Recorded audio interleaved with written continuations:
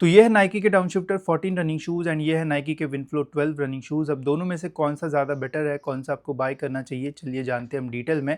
तो सबसे पहले हम करते हैं वेट कंपैरिजन। साइज़ है इसका यूके 11, वेट आता है इसका 369 ग्राम्स। विनफ्लो भी यूके 11 में ही है मेरे पास एंड इसका वेट जो है वो आता है 364 ग्राम्स।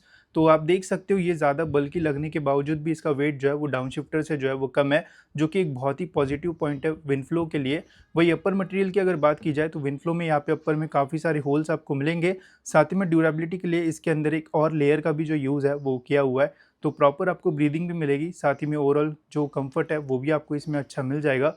डाउनशिफ्टर की अगर बात की जाए तो यहाँ पे भी बढ़िया मैश का जो यूज़ है वो किया हुआ है। ये भी आपकी मैश जो है वो जल्दी फटेंगे नहीं, बट ब्रीदिंग का कंपैरिजन अगर किया जाए तो विनफ्लो में जो है वो ज़्यादा हीट जो है वो ट्रैप नहीं होगी एज़ कम्पेयर टू डाउनशिफ्टर। वही लेसेस अगर देखा जाए तो फ्लैटेड लेसेस का यहाँ पे यूज़ किया हुआ है। रनर्स नॉट के लिए एक्स्ट्रा होल यहाँ पे जो है वो दे रखा है।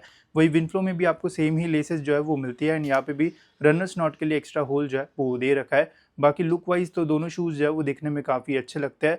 मिडसोल की अगर बात की जाए तो यहाँ पे आपको डाउनशिफ्टर में नॉर्मल सा जो मिडसोल है वो मिलता है एंड अगर आप हील स्ट्राइकर हो तो आपको एनर्जी रिटर्न वगैरह जो है वो काफ़ी अच्छा जो है वो इनमें मिल जाएगा। वही विनफ्लो की अगर बात की जाए तो यहाँ पे कुशनॉल 3.0 का जो यूज़ है वो किया हुआ है, जो कि ज़्यादा रिस्पॉन्सिव फील आपको जो है वो देगा। साथ ही में एक फुल लेंथ एयर यूनिट का भी यहाँ पे यूज़ जो है वो किया हुआ है, जिससे आपको एक बाउंसी फील भी जो है वो इनमें मिलने वाला है। तो अगर आपको लॉन्गर रन्स वगैरह करना है तो भी ये जो शू है वो काफ़ी अच्छा रहेगा।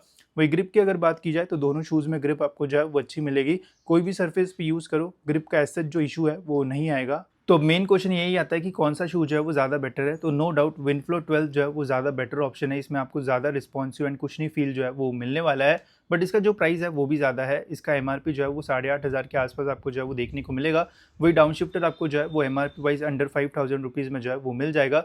सेल में अगर बात की जाए तो विनफ्लो के ऊपर अगर डिस्काउंट आता है तो 6-6,500 के आसपास ये आपको मिल जाएंगे एंड ये शूज़ आपको 3,500 से 4,000 के आसपास जो है वो मिल सकता है। बट दोनों को अगर कंपेयर किया जाए तो विनफ्लो 12 जो है वो ज़्यादा बेटर है। बाकी वैल्यू फॉर मनी वगैरह देखा जाए, कम प्राइस में आपको चाहिए तो फिर डाउनशिफ्टर के बारे में भी आप सोच सकते हो, बट अगर आपके पास प्राइस का कोई प्रॉब्लम नहीं है तो विनफ्लो 12 के लिए आपको जो है वो जाना चाहिए।